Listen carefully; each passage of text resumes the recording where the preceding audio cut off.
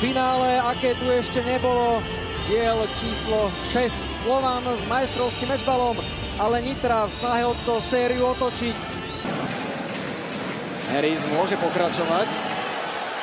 A jeho prihrávka, ktorá prináša gól pre Slovan, Samuel Takáč otvára skóre v 30. minúte. Okamžite zakončuje a Peters vyráža, strela Mezeja, je to gól! Tomáš Rudka vyrovnáva na 1-1, zrejme tam bol teč Mezejovej strely. Nitra Arena oslavuje 1-1.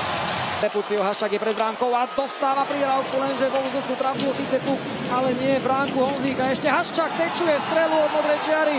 Kachuliec pálil, Haščák tečuje a Slovan vedie. 45.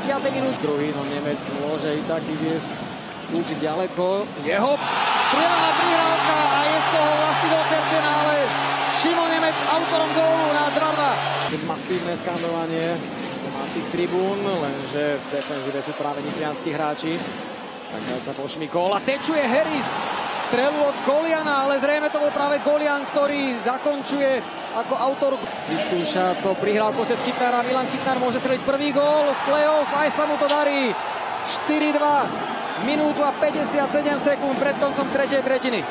A opäť tak priestor pre Sersena, už Harrisa, aby strelil gól do prázdnej bránky. Takáč bez prípravy dáva gól a Slovan vyhráva 5-2, 45 sekúnd pred koncom tretiny číslo 3 6. finále, aké tu ešte nebolo. Po fantastickej atmosfére však dnes budú dvíhať pohár nad hlavu Slovanici, ktorí v tejto chvíli oslavujú zisk 9. titulu slovenskej extraligy.